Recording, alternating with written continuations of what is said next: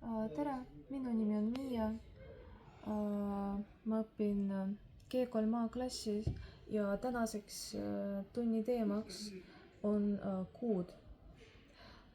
Kuigi tavaliselt, kui inimene kuuleb sõna kuu, esimene mõte, mis tal pähe tuleb, on meie maaplaneedi kuu.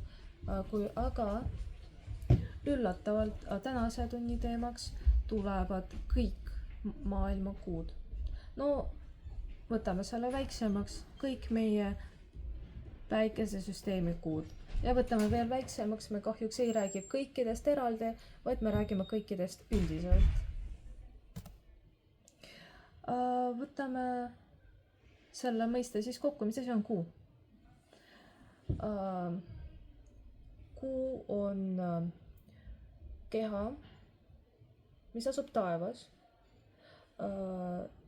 Ja see võib olla see, mis eraldab nagu näiteks kameeti ja kuud, on see, et kuu on mingile ühele kindlale planeedile sellega nii-öelda kokku ühendatud.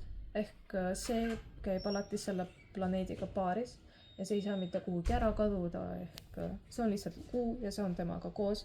Ehk kuud on planeetide satelliidid.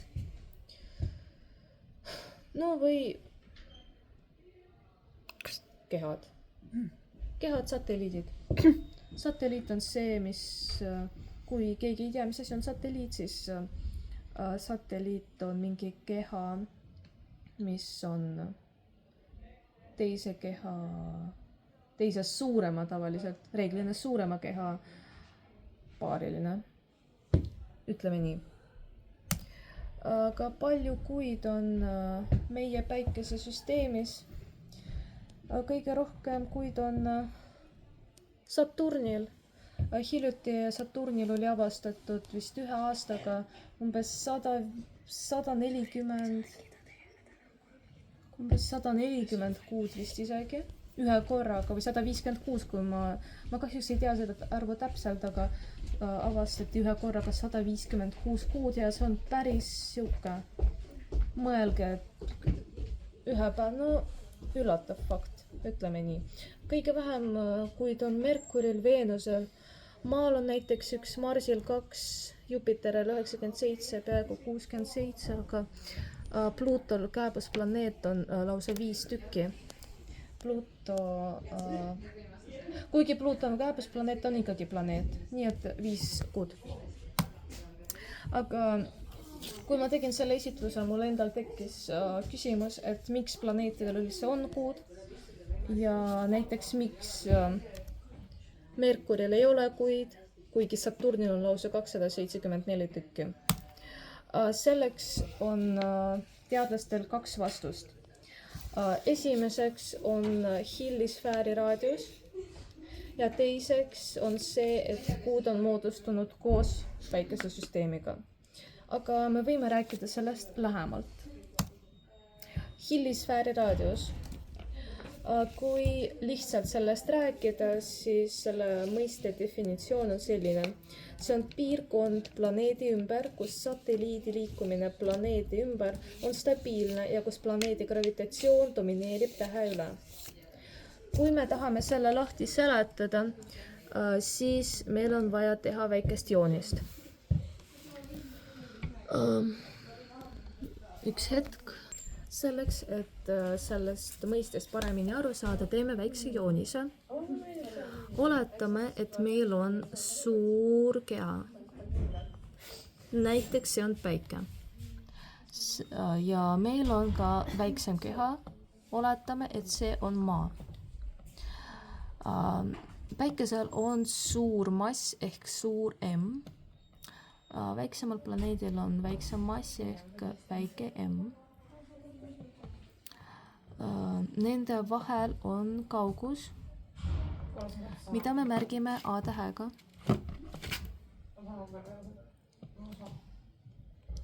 Natuke kole A-täht, aga piisavalt arusaadav.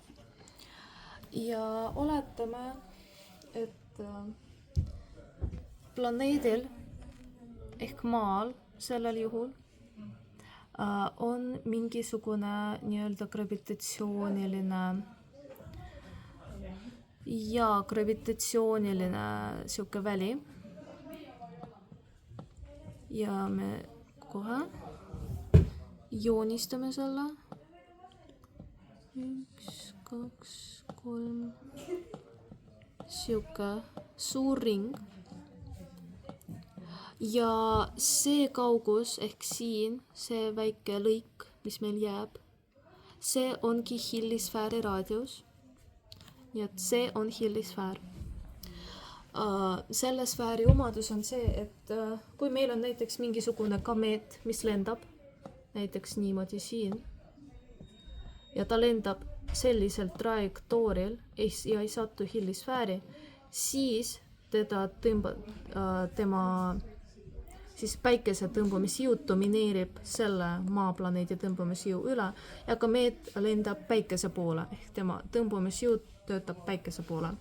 Aga kui meil on teine komeet, mis lendab sellisel trajektooril, ta satub hillisfääri ja hillisfääris hakkab tõmbumisjõud töötama vastupidi ja juba selle planeedi tõmbumisjõud domineerib päikese tõmbumisjõu üle. Kuna ainult selles sfääris on see gravitatsioonijõud tugevam kui selle keha gravitatsioonijõud. Veel üks väike huvitav omadus, ehk kui planeet hakkab eemale liikuma, ehk see suurem kehamass hakkab eemale liikuma, siis selle keha hillisfäär suureneb ja vastupidi, mida lähemal on see suurem massiga keha teisele väiksemale, seda väiksem see hillisfäär on. Selle hillisraadiuse mõõtmiseks on välja mõeldud siuke väike armas valem. Selles me võimegi näha, et raadiushill on ligikaudselt selline matemaatiline arvutus. A on selles olukorras kehade vaheline kaugus, M on suurema keha mass ja väike M on väiksema keha. Ja sellest tulenebki vastus küsimusele, et miks näiteks miks näiteks Merkuril ei ole kuid üldse siis, kui maal on üks kuu. Võime näha sellelt jooniselt, kuna Merkuril on hilliraadius 0,7 miljonit kilomeetrit, ehk sinna väiksema tõenäosusega satub mingi keha, mis võib muutuda selle planeedi kuuks ja maal on vastupidi nagu suurem raadius, suurem tõenäosus. Ja järgmine lihtsam seletus on päikesesüsteemi gaasiketas, ehk kui päikesesüsteem loodi, no mitte loodi, vaid see ise sündis, no see on juba religiooni küsimus, aga oli päike, mille ümber keerles gaasiketas. Ja selle gaasiketta keerlemise 10 miljoni aastaga tekkisid planeedid ja koos planeetidega tekkisid ka väiksed kuud. Ja see on ka üks väga huvitav fakt, et sellepärast, et kõik see tekkis ühes gaasiketas, mis keerles ühele suunale, sellepärast ka kõik planeedid ja kõik see keerleb ka samale suunale, samas suunas.